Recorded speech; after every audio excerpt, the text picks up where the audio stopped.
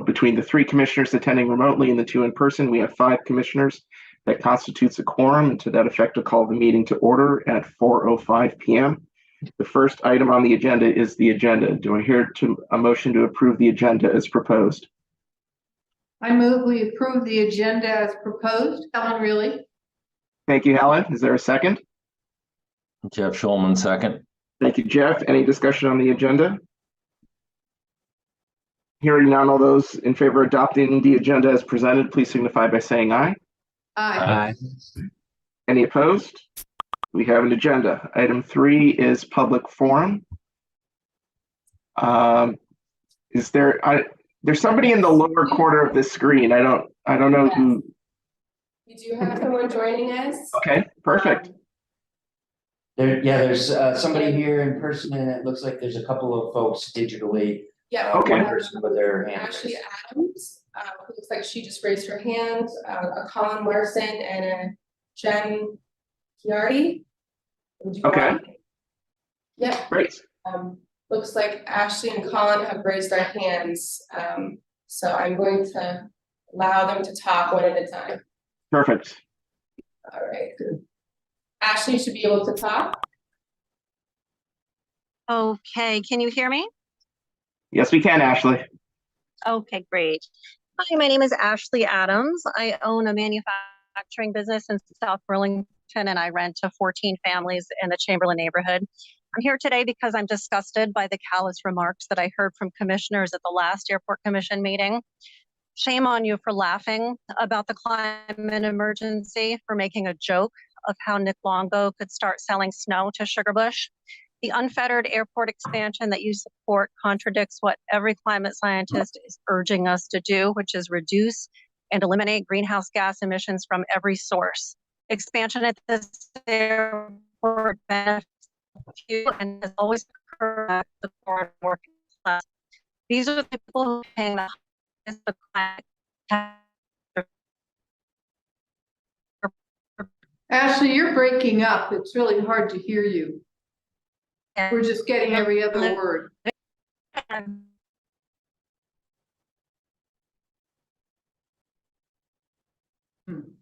lost you.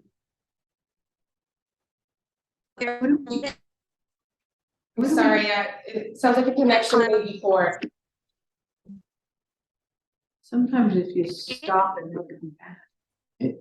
Why don't you try typing to her and just let her know? She signed off, so I'm just gonna try to sign back on. Gotcha. Okay, so we'll circle back to Ashley if she pops back on. Okay, I'm gonna allow Colin to talk. Hi, Colin. Hi, can you hear me? Yes. Yes, we can.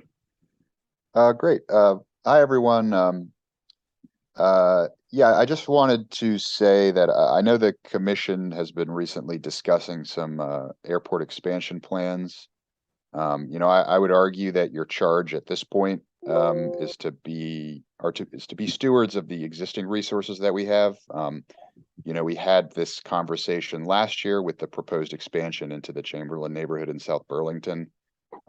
We know that at this point, expansion of the airport's footprint would likely necessitate removal of land for other purposes, notably housing, in a time when that's, a sincere need that our city has. I understand that the Airport Commission and the airport in general has kind of a goal of growth, but I think that's at odds with what our city needs at the moment. So I would urge you to, reconsider that goal. Thank you. Thank you, Colin. Ashley is back online, so I'm going to allow her to talk. Okay.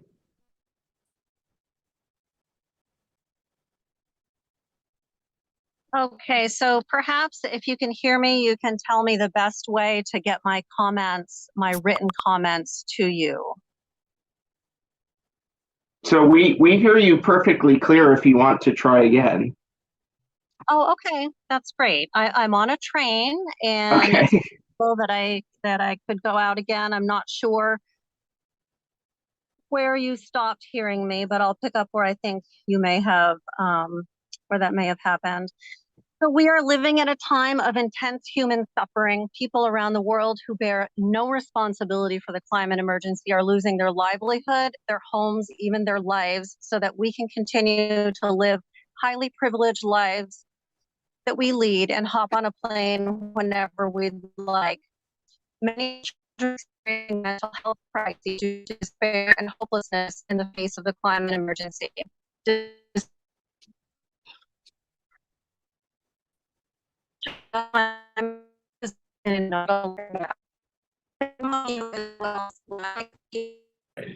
Lost you again. Can we You want ever to chat, send put in them the chat that she Have can send her comments? Yeah. Ashley, if you have access to the chat feature, you want to send us your comment that way. Unfortunately, we lost the signal again. Okay, well, it says chat is disabled. Okay, I can rectify that. Or you can email as well, and we can share that with the commission. Commission Chair George, whatever you want to do, there's a couple of options here. Sure. Either way, Ashley, I'll defer to you if you want to email the commission. I believe all of our email addresses are on the website, correct, Nick? The airport website? Correct. Yes, so you can certainly email us that way, Ashley, or if you want to type it in the chat when Hannah gives access, either way, we will definitely review what you have to say. I will go ahead and email everyone then. I think that's the easiest thing to do. Okay, fair enough. Thank you. All right, thank you. You can work, but not Chat. at least that's true with the city council. Yeah, no, you're That's why we correct. don't take comments, because they're lost unless you read them. That's right, yeah. Yeah. But, so, Tim, what we're just talking about is it's very hard with the chat feature of Zoom to actually recapture any of this, so I think Okay. the best option is to email. Okay, perfect. You or any of the commissioners if there is any, comments, and then we can also post them at our next meeting if that's something the commission is interested in. Okay, thank you. Thank you for that clarification. It also looks like we have an additional person joining us, Dan Castrogano. Okay. And Jen, would you like to talk? Okay. Oh, yeah, he does. All right, I'm gonna allow Jen to talk. Hi, everyone. I'm Jen Riccardi. I'm just with Dubois and King, and I'm just here to listen and find out what you guys have going on. Thank you for joining us, Joe. Thanks for having me. All right, and I will get permission for Dan to talk. Hi there. My name is Dan Castrogano, and was recently made aware of some of the comments that were made at the airport commission meeting last month. And talking about endless expansion in a climate emergency is one thing which we can't do. But then cracking jokes about selling snow to Sugarbush when you're in charge of the airport and airplanes melt snow is callous and irresponsible. I'm a climate educator. I work with kids. I'm with my son right now, but I work with kids, and just hearing your comments it's incredible. I sort of was flabbergasted when I saw them. And then at the end, laughing about the decades of time it's going to take to properly mitigate for noise when there's robust data on kids will learn worse because of aviation noise. Cardiovascular health is worse. There's PTSD from veterans. There's immigrants and refugees. When they hear aviation noise, they are traumatized because of they're fleeing from conflict and war. And just everybody having a good laugh about that at the end of the meeting was just, I don't know. I'm kind of left speechless because it was so irresponsible and unprofessional. And I wanted all of you to hear that. Thank you. Thank you, Dan. Call that.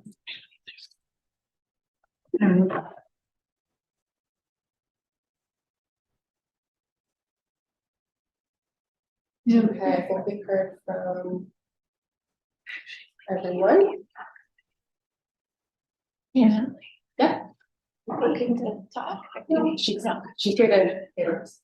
everything. I think that's Okay. it, Tim. Yeah. Okay, so no one else? All right, thank you. So we'll close down public forum. Thank you for your comments, everyone. Next up is the consent agenda. Do I have a motion to approve the contents of the consent agenda as proposed? I will move the approval of the consent agenda as presented. Do I hear a second? Second, Jeff Schulman. Thank you, Jeff. Helen Bailey doing the motion. Okay, any discussion on the consent agenda? If I may, Tim, there's just a couple things I want to point out. There is no document on the agenda. We'll post that as soon as we Okay. can. I was going to ask about that. With the final numbers for the month of February, as soon as we get them. We're just obviously collecting the final pieces of the month. We're again not quite there with passenger numbers prior to COVID compared to today. We are, however, this week in particular, extremely busy. I think folks are very eager to travel. One of the indicators is, as Marie's going to point out later in her financial report, is our parking garage is extremely full, maximum filled right now. We've actually had tremendous help from the many employees of the airport. We've asked them to relocate. We typically allow employees to park within the parking garage during the winter months. However, we have no more space in the garage because this week in particular is a holiday or school vacation travel week. So very excited to accommodate that. We have our spring and summer schedules starting to kick off. Specifically, United Airlines is starting to use our brand new Gate 9 area, which is in the upstairs level of the terminal integration project. They're going to be starting to use that tomorrow, I believe, with one of their mainline, either a Boeing 737 or an Airbus sized aircraft, which is fantastic news. So again, we're not quite there with pre-COVID numbers as far as passengers are concerned. But again, as I've reported over several months, we're getting there. We're climbing into those future numbers. Our freight is also climbing. One of the things that Larry might share later on, I'm sure, is a new grant application that we're going to be putting in this year for a design of a new cargo ramp facility. Because again, our freight, and we track this by pounds, is increasing. Right now we have 2 carriers that come to the airport. We have FedEx, and this is also reported on the passenger and statistics, or passenger and operational statistics spreadsheet. And we have Wiggins Airways, who contracts with both FedEx and UPS. So a high demand for additional cargo operations out of the Burlington airport, and we want to be prepared for that operations.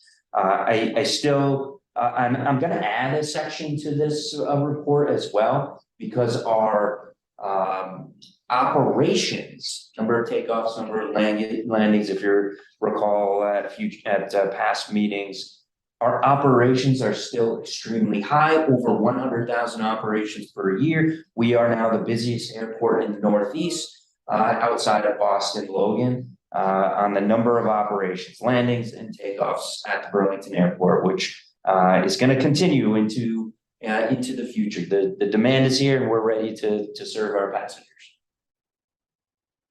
Great, thank you. May I ask a question? Yeah, go right ahead, Helen. Really, I'm just curious, it's related to the garage being so filled. And I'm just wondering, I understand we have larger planes coming in, which means more people and potentially a need for more car parking space. So I'm just curious about, are we right sized with the parking garage or not? Will that be an Great issue question. as we get bigger, bigger planes coming in? I think that's absolutely something that we need to start studying. This is an anomaly week for sure. It's pretty Oh, consistent. yeah, I with others. understand that, because it's, yeah. But similar to what we've talked about in the past, where we have our peak hour demands, whether it's through TSA or at a particular holding space or a gate area, those hour period of time can be extremely busy. Granted, it's not just an hour in the parking garage, it's that fluctuation in the time somebody is actually traveling. So I think there definitely needs to be a study of, is this the right size parking garage? I think it is. I definitely don't want to jump to any conclusions. I think there's alternatives that we need to put in place for contingencies like this. Yeah. Well, that would be good. I mean, I'm not proposing that we build another parking garage or go up another couple levels, but we need to have some alternatives. That's right. That continues, because then people really get annoyed. That's right. And even if we have 5%, 10% of parking available, it's still very difficult to find that actual parking spot. You're still circling, and it takes some time to go through the garage. So that also needs to be a consideration of total capacity, right? Luckily, we've had some contingencies. We started planning for this a couple of weeks ago. We started moving around some of our different folks that typically park in the garage, including our own staff. Yeah, we're busy, we're full, which is great. It's gonna drop down next week once everybody's back home. But it's not gonna be any different for April vacation. Right. Yeah. Thank you. Commissioners, any other conversation on this topic? All right, I have a couple of things. So on the parking, Nick, two things. One, I know that we close off parking on the ramp as well as the uncovered third floor. Is that for this week? Is that still the case that's a no parking zone? It is not, and we opened that about a month ago, knowing that our numbers were climbing. So the third floor parking deck has been open about 30 days. Which is unheard of. We typically have not opened that up this early in the season. There's some operational and snow plowing concerns with opening that. But it is fully open. All of our ramp spaces are open. We just opened our last ramp last night or this week. Yesterday. And we also opened up additional overflow lots, oversized vehicle and overflow lots for additional folks as well. Okay. And then I guess we've never had this issue before, but if someone is attempting to park and they're taking their ticket, is there functionality that will say that the garage is full? Not on the screens. We're doing a large social media campaign and a large campaign. I was on the news last night speaking about it as well, to advise folks that it is busy, arrive early. So that you can accommodate the time it takes to park, or there's alternative ways of getting into the airport. I want you to drive to the airport. I want you to use the parking garage. But again, we are very full. Our ambassador team, led by Marie, is also very much in tune with this. So a lot of times we'll have multiple folks in the garage. We'll either be guiding somebody with available parking spaces. There is still a couple of spaces up on the 4th and 5th levels, as well as direct phone calls to our ambassador team. So if you do go in the garage, you can't find a parking garage, you can call our ambassador team and they'll help you guide you to additional parking outside the garage. We've had our ambassadors, if anybody's come by the airport, and you may even notice, you'll see that somebody with the yellow badge has been standing in the entranceway of the garage. And we had multiple people in the garage that were, it was almost, I felt like, if I had to describe like an event, like telling people where to go. And then as we opened up the ramp yesterday, and as we had other parking when we know people were coming off of floors, we had ambassadors that were stationed that were able to direct the traffic. So it was very much appreciated. They got a lot of positive feedback. This is something that's sort of above and beyond what we would normally need to do. But given that it's harder or tighter. It just felt like the best that we could do to serve our customers. So they were outstanding. I mean, I'm very proud of the team for their hard work. Great, that sounds good. I just want to make sure that in the long run, we have something in place where if there literally are no parking spaces left in the garage, that we don't have a bunch of people driving around trying to find something that doesn't really exist. Right. We're monitoring those numbers in real time. So, and we're monitoring as planes are coming out, and we're keeping close tabs on that exact number so that we can have the best solution and handle. We don't want anybody to be leaving the airport and not have a place to park. We are not letting that happen. So we are finding places for people and finding a way for them so that they can, if they're here to fly out, that they are getting a spot to fly out.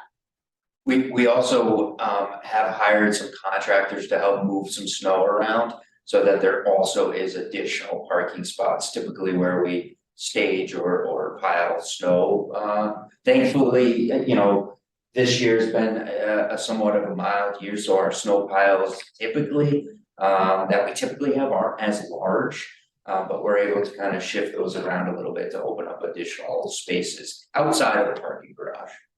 Got it. Okay, thank you.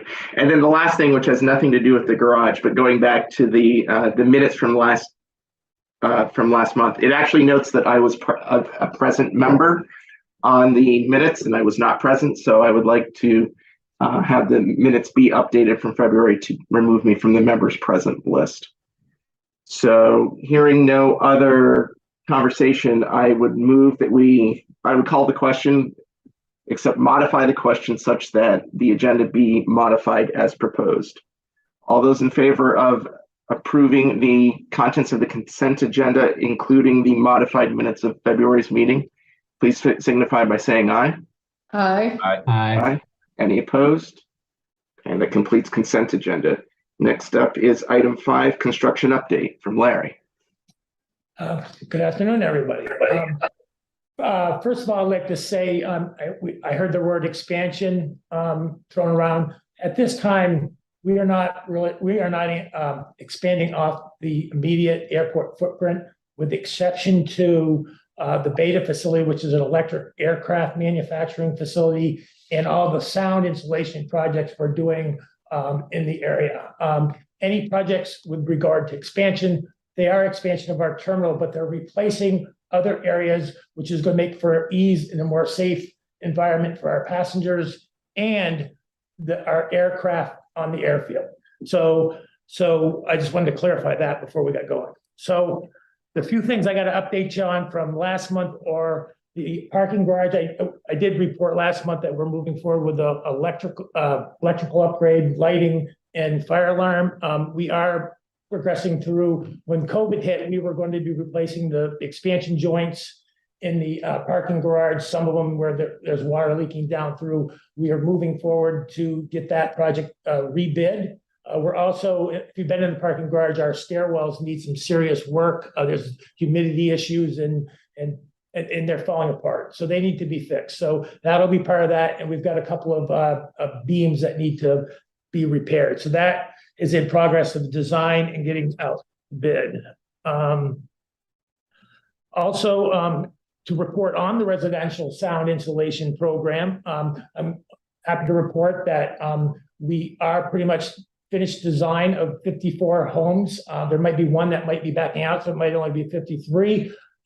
Those plans have gone through the FAA for their review, and we anticipate being out to bid by late March. We're also going to host a construction workshop, and we're going to break, rather than going out with one bid package for 53 homes, we're going to break it into 2 and go out to bid so we can hopefully, get the local contractors to get interested. And we're going to have along with that pre-bid, we'll also have another meeting to invite a bunch of contractors in to get them interested. And that's going to happen, I think, March 29th or something around that area there. So we are designed, we're in the midst of going out to bid for those 54 homes for sound insulation for the phase 1. And I think you'll notice I relabeled them in red, different phases, because the FAA is looking at this different, so we're gonna move towards the way they're phasing this project. So phase one will become phase two, the pilot program will be considered phase one. And then the next, well, when I get to it, the next year's project will be phase three, or this next year. The south apron, we're awaiting issuance of the grant before that can be constructed, which will add to our general aviation apron area, which is also adjacent to the electric aircraft manufacturing facility. Nick already touched on the cargo apron. We will be applying for a design-only grant for the cargo apron. For the SRE building and new maintenance facility, again, will be built within the fence, the existing fence of the facility, not into any neighborhood. The SRE building on airport property. The SRE building, we have done some preliminary conceptual stuff and cost analysis, and it's looking good to move into the next portion, which is scoping with the FAA, which is scheduled within the next 2 weeks. We'll be doing that. That scoping will lead to a full scope to do full design and bidding of that new facility. Burlington Tech Center, we've been working with them. They received the 10 million, or are going to receive a $10 million grant to improve facilities here on the airport. So we're working on that. The runway 1533 improvements project, we have done scoping with the FAA and move forward with design and scope. So for that project, which is just fixing existing facilities. Airport pavement plan update, airfield pavement plan update. That's just a review of the condition of all our pavements, so we can evaluate moving forward over the next several years when we have to do rehabilitation of those pavements, both runways, aprons, taxiways, and so forth. Noise use reuse plan, there was one done years ago, but there's been, since that was done, there were some other properties that were acquired, so that just needs to be updated for our requirements, and we are doing scoping with the FAA on that right now. And then the residential sound installation program phase 2, which is now going to be called phase 3, we are going to apply for the money by May 1st for a grant to do those 54 home improvements for sound installation. And in that grant application will be the design and bidding amount for the next homes we do for the next year.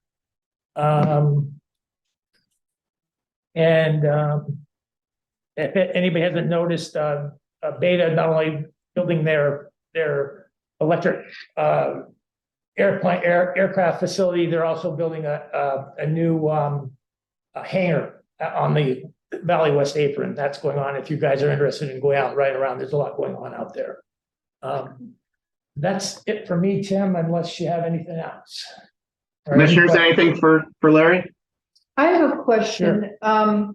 In terms of the noise mitigation project, is there a point where they'll go back and evaluate whether what they've done to the homes actually is making a difference before we keep going through with all of the homes? That's the requirement. Once it's done, the decibel level gets checked to make sure we're meeting those requirements. Yes. Similar to how we did that acoustical testing in the beginning of the project, where we had, interior, outerior, and what the differences with the current materials. Mm-hmm. We're going to do the same thing. Okay. Because it is a lot of money.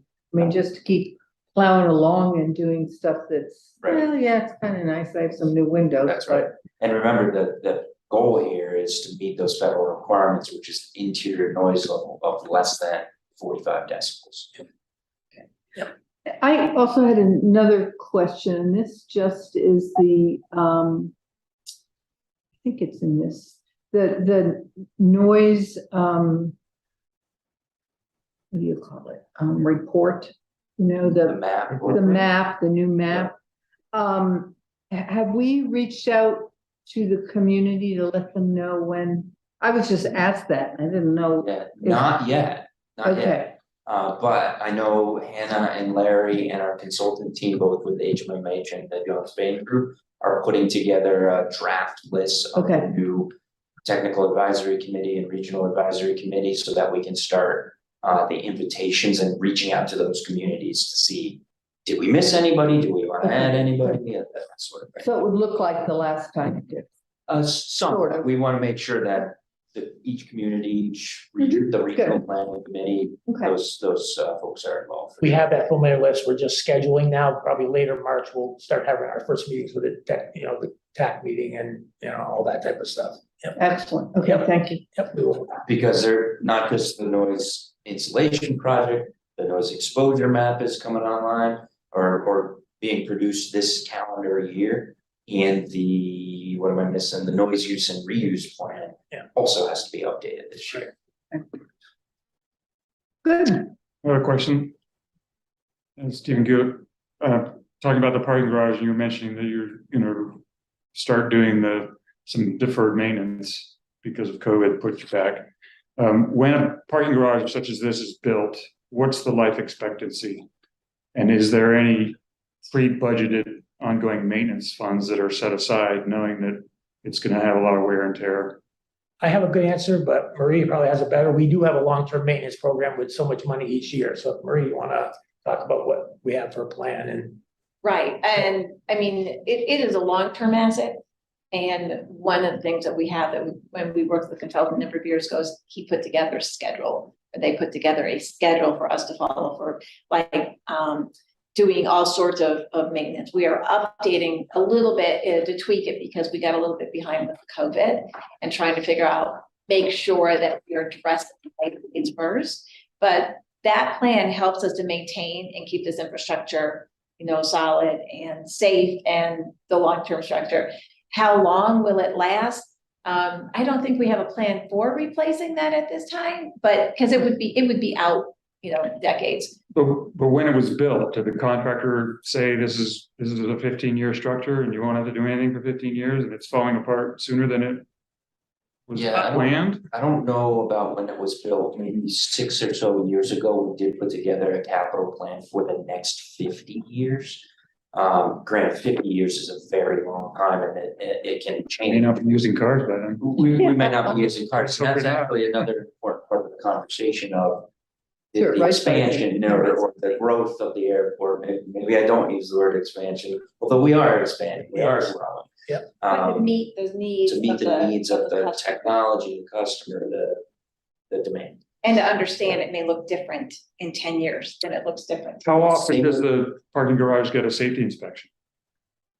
Multiple times a year, but a major one annually with both our insurance company and our engineering folks. Right. So we are reviewed, but we respond to the I'm insurance. sure you're aware of the places where it's looking pretty. Oh yeah. Oh, yeah. So what happened is we actually had a contractor under contract when COVID hit, and then they couldn't come into the state. Just addressing some of that stuff. So that set us back. So we're we had that project designed, bid, ready to go.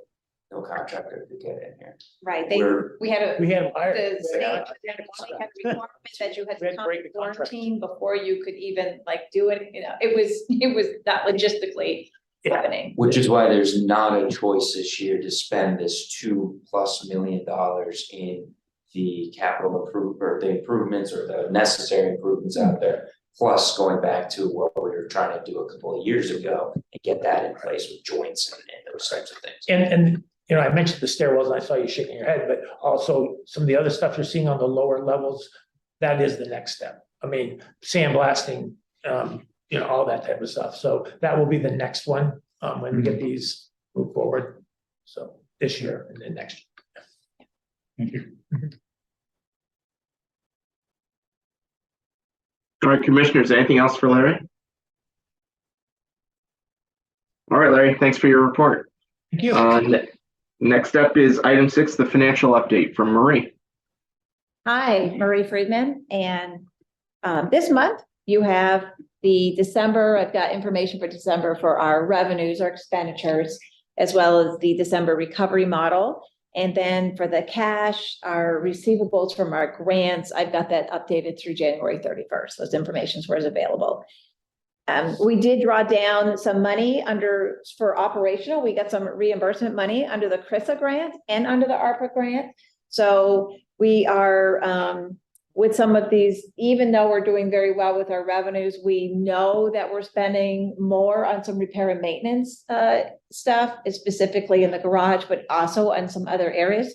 We're spending more on repair and maintenance. We're trying these are planned things, and we're going ahead and doing that. So we are able to sort of strategically look and cover qualified expenses, specifically like salaries and things. We're able to use these stimulus grants for it. It's very helpful for managing all of such projects.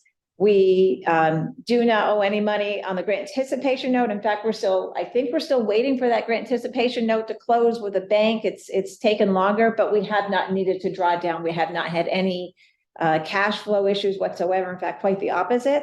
But we will have that grant anticipation note in place, and it will be available so that if we need it, as we have some grants that we're waiting on and decide that we would like to draw down on it, we will have that option.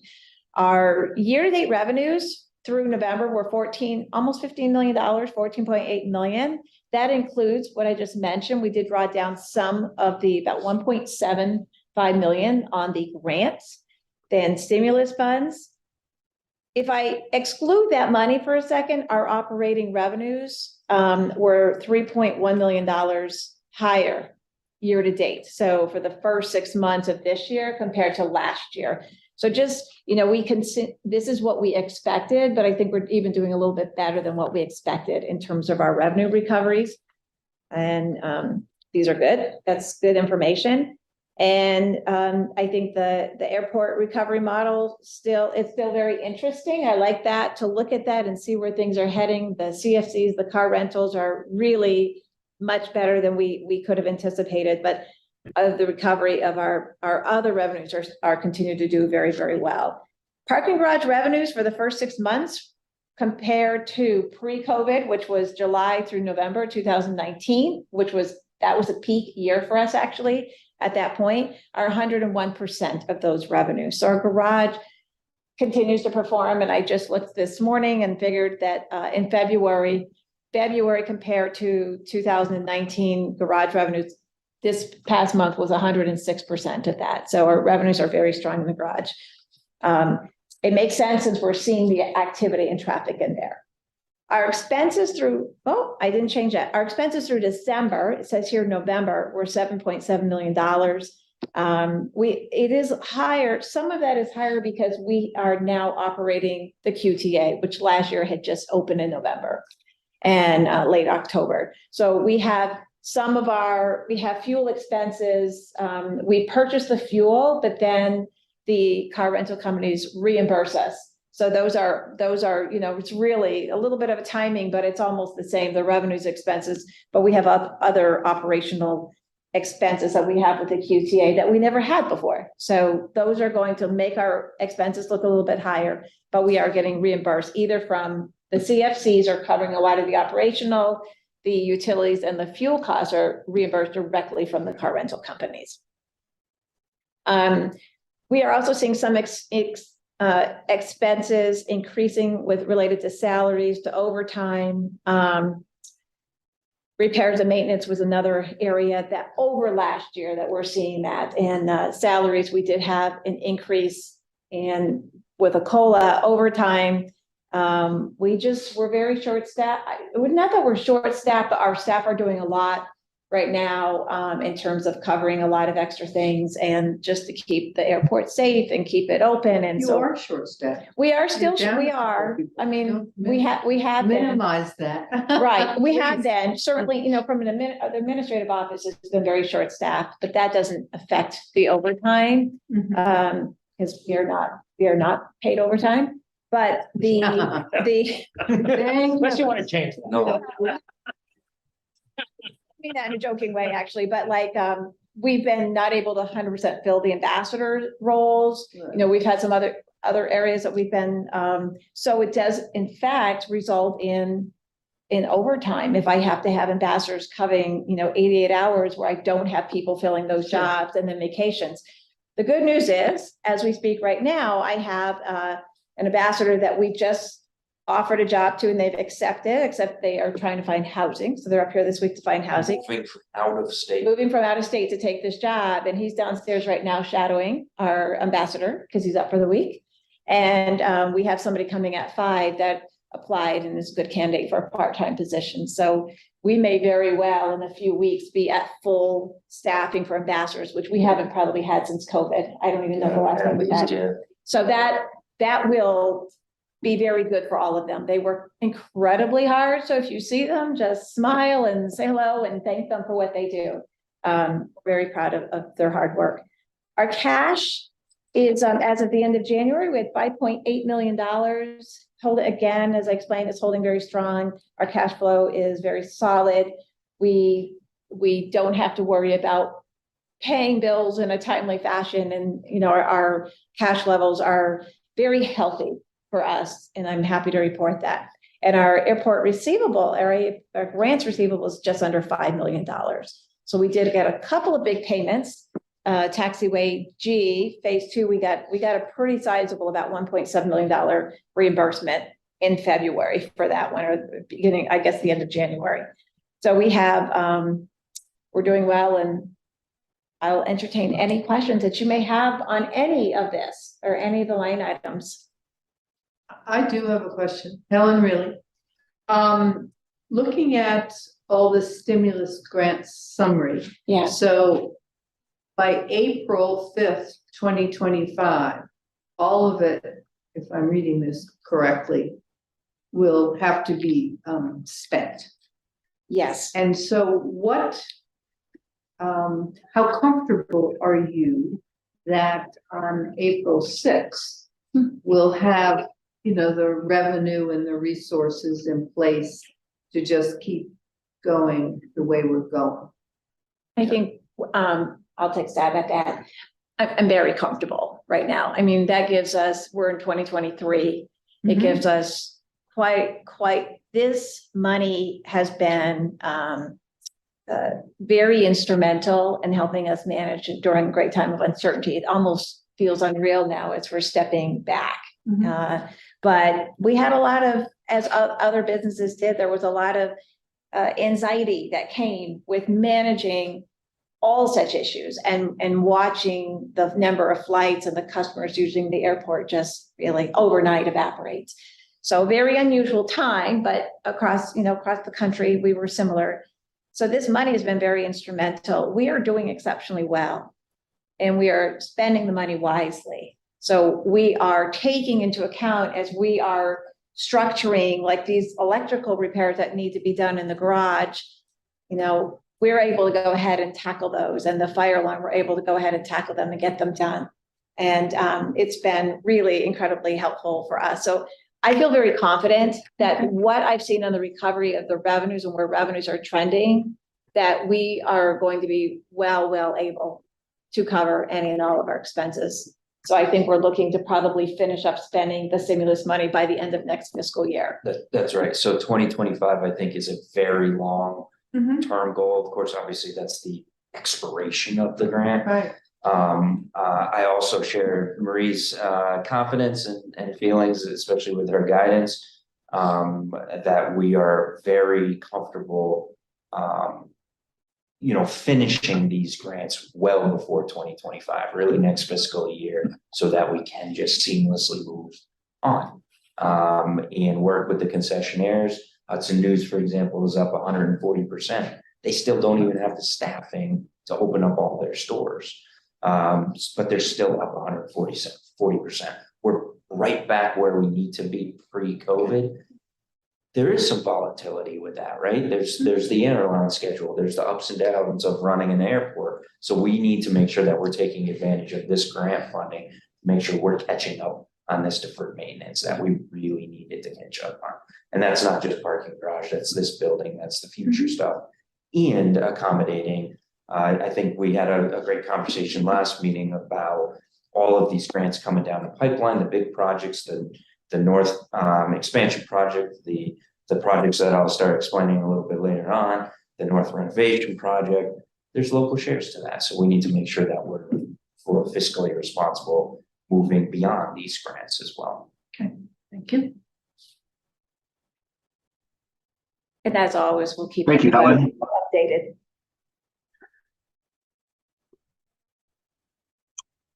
Commissioners, anything else from Marie?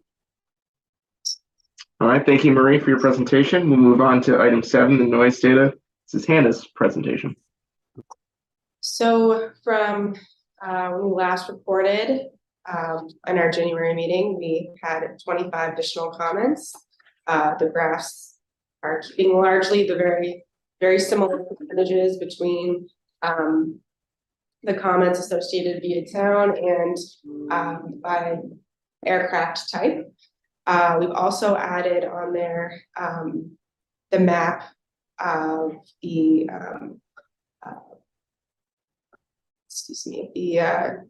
phase 1 of the map of homes, those specific designated areas, and we will keep that each meeting and will adjust as necessary.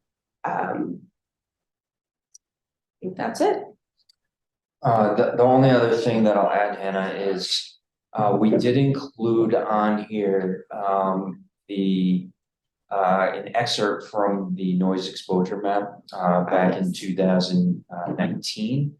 And that is the heat map of our radar data.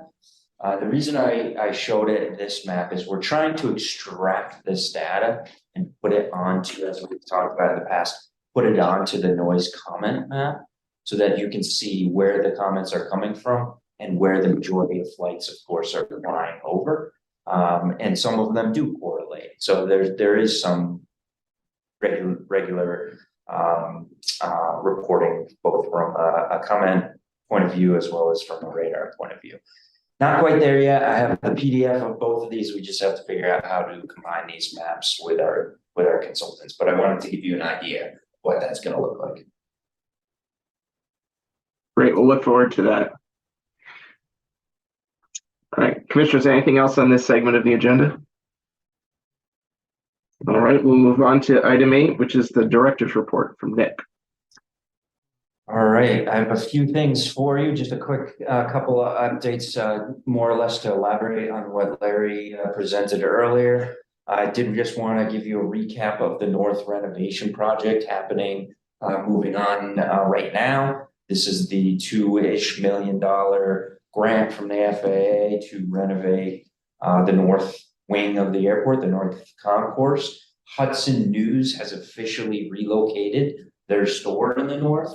So they are no longer where they used to be. They are now temporarily set up as they go through some of their changes that they need to do based on this relocation. The relocation, again, just as a reminder, is because the new exit door is going exactly where Hudson News is or was prior to their relocation, and that door is going to start being constructed over the next several weeks. The escalators are out. The floor is being completely renovated behind a construction wall. There's lots of temporary walls up. It does look a little tight in there right now, but once this project is completely opened up, it's going to be a very, very different seating area and experience for the passengers, which I think we're all very excited for. There already is some improvements over there with some walls being removed and opened up and additional seating. Just a quick update on Project Next, which is the North Expansion Terminal. That's the $34 million congressionally directed spending bill. Thank you, former Senator Leahy. That project is in the design phase. I know we talked a little bit about it before. We have an action item or a follow-up item that Jeff, you requested. We'll have our architects come in probably next month. I'm hoping that we can come in and share kind of a broader vision of that and some ideas of what this terminal will look like. This is March 2023. We're hoping to be out to bid by March 2024. So we have a long design process in front of us, but very exciting nonetheless. And like Larry was saying, it is a different experience. Maybe we'll call it the North Experience Terminal. It is a different experience for our customers where it's replacing existing square footage. Some square footage is being removed and some is being added to our existing terminal. I'm happy to report, I sent you all an email yesterday. It was in the news yesterday as well. The whole team really should be sharing this major accomplishment. But another new grant to the airport. This is probably the most competitive grant that we've ever sought since I've been here. And this is a $2.09 million grant to start the design of the south end of our terminal. We would not have been able to start this design, and if we wanted to, this would have been an internal funding mechanism, which we are not in a position to do on a discretionary project like this. But with this grant, we're able to, so that we're prepared after our north project is completed, that we can roll right over into our south project as well, and really start making the airport look like those images over there. Yeah, I'll just keep rolling right into the next one. We talked a lot about parking garage repairs. One last addition to that is when you go looking into the garage, you'll notice that the signage is a little bit old, the paint is a little bit old, albeit some of the material is a little bit old as well. That needs some help. So we're not only improving it, we're improving the lighting, we're improving some of the safety features of it as well. But we're also adding brand new signs and new wayfinding. So this will be essentially a one-way garage. So it's less confusing where people are going kind of in figure eights on a single floor. They're going to go into a very methodical approach to the garage and start finding parking positions a little bit easier. Is what the theory is. It's complicated and complex garage, but I cannot wait even for that little project to improve the experience.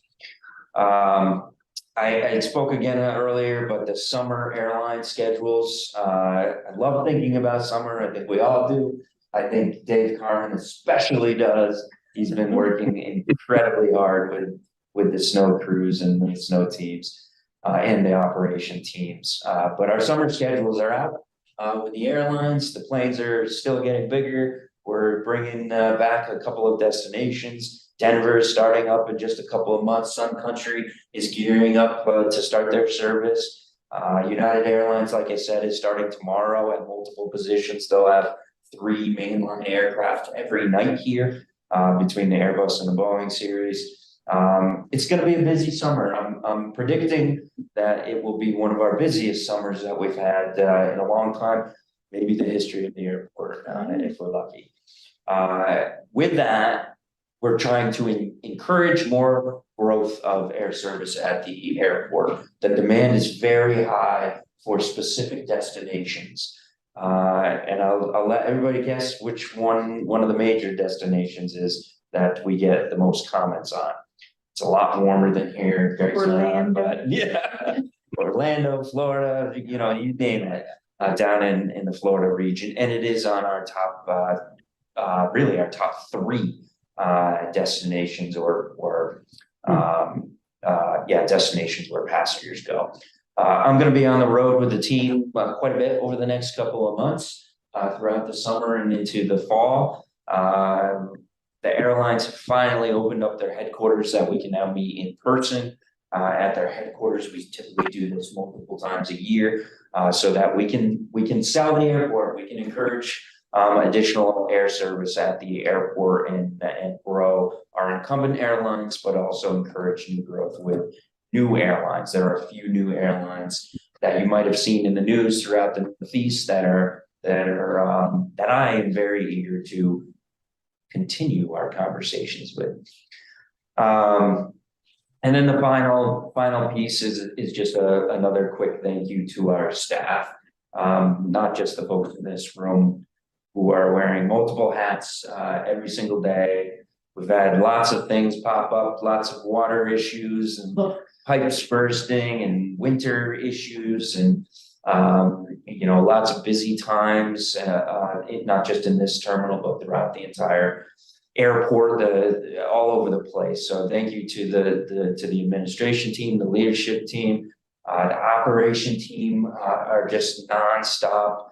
The multiple snow crews that we have, if ever you do see them, please thank them, because while it hasn't been necessarily challenging I shouldn't say that. It hasn't been as challenging as maybe some prior winters, especially with this kind of very large fall spring that we had. We didn't have a lot of snow piles, which we typically do right now. So even an event like these last couple of days, or the events coming up on this Friday with snow, it doesn't make it any easier for the crews that are out there 16 hours a day.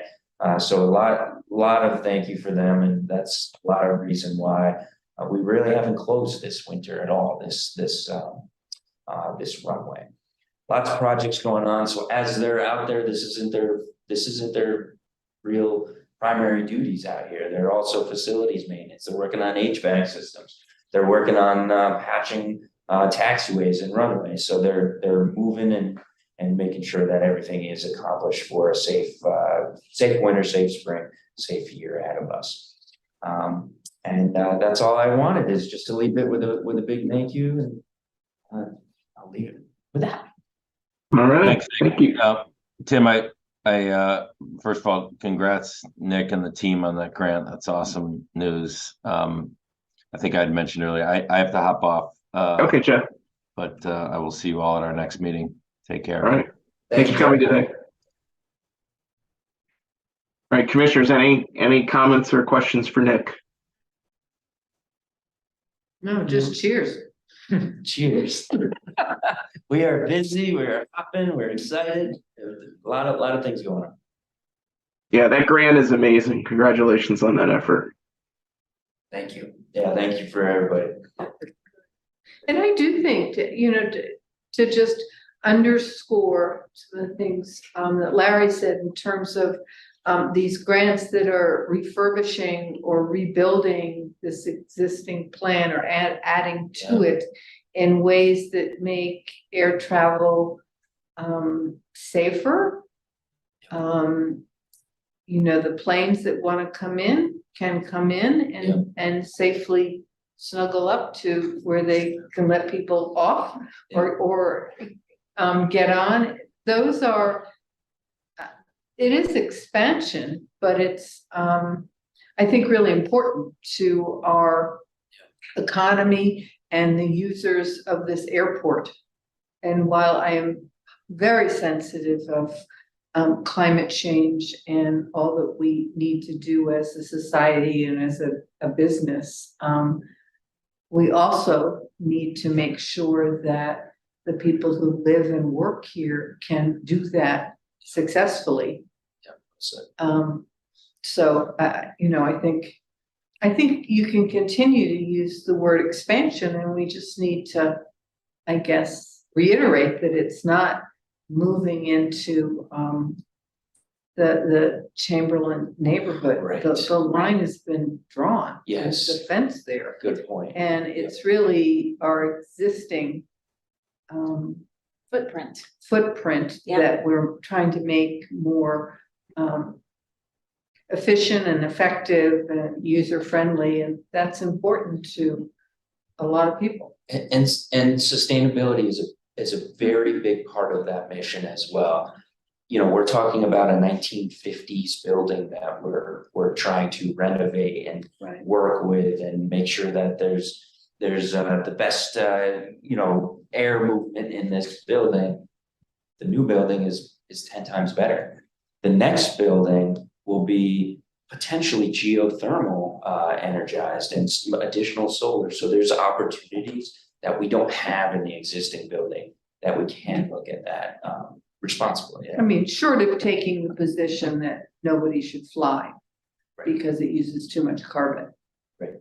But I just don't see that as a plausible pathway for the vast majority of people. I understand some people do. Right. And my hats off to them, but they still use trains and buses.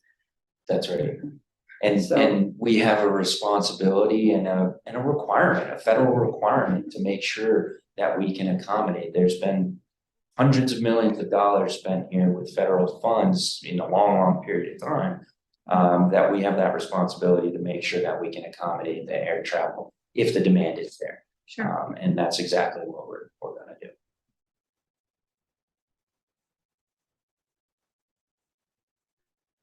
All right, thank you, Nick.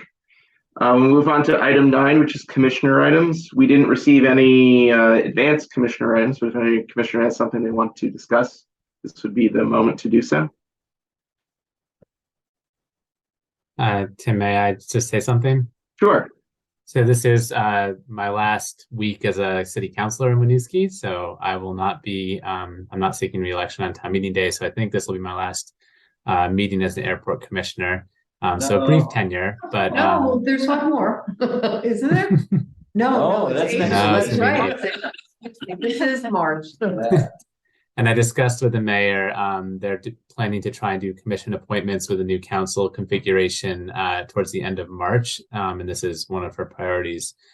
So if either she or a new councilor will be serving on the commission at that time. But I did want to thank you all for welcoming me as a new commissioner. The extra time spent in explaining some of these big items at the beginning was really helpful, and appreciate the work you're doing. So I just want to say thanks and let you know that was coming.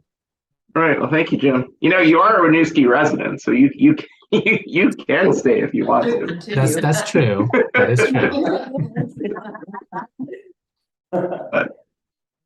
All right. Thank you, Jim. Thank you, Jim, very much. All right, so we'll move on to item 10, which is follow-up items. So 10:01 is the overlay of the flight path. So I think we already talked about that. That'll stay on. I know you're continuing to work on merging those maps together. So we'll keep that on the list for next month. Item 10:02 is queue permits for taxis. Nick, you wanted to talk about that? I do. I don't have an update for you from a legal standpoint, but my hope is that we'll have a better briefing for the commission to potentially make a determination to increase the number of queue permits that we allow at the airport. A queue permit being a taxi driver, a taxi company that specifically goes on a vehicle. Right now, we currently sell 50 queue permits that are allowed out and into the Burlington airport. We've had a lot of demand for passengers, both in the parking garage. Those also are taxi drivers as well, specifically in certain periods of time, mostly after 11-12 p.m. There's very few opportunities for a taxi driver, so my hope is to increase that number to hopefully accommodate additional competition and drivers for our passengers during that time slot. Okay, so we'll hold that for another month, and then we talked on 10:03 is the briefing on the North Terminal building, and I think we will get into that in greater detail next month. Hopefully, you'll be able to swing the architects to come in and have a conversation with us. That's my hope. I don't know what day. April 5th is the next month's meeting, so I'm hoping we can bring them in. We might not be ready for it, so it might be April-May timeframe that we'll have a much broader formal presentation of it. And this is for the North Terminal. Yeah. So that's follow-up items, unless anyone else has anything they'd like to add that came out of this meeting. All right, so then we move on to item 11, which is adjournment. I'll entertain a motion to adjourn. So moved. Moved by Helen. A second. Moved by Jim. All those in favor of adjournment, please signify by saying aye. Aye. Aye. We are adjourned. Thank you, everyone.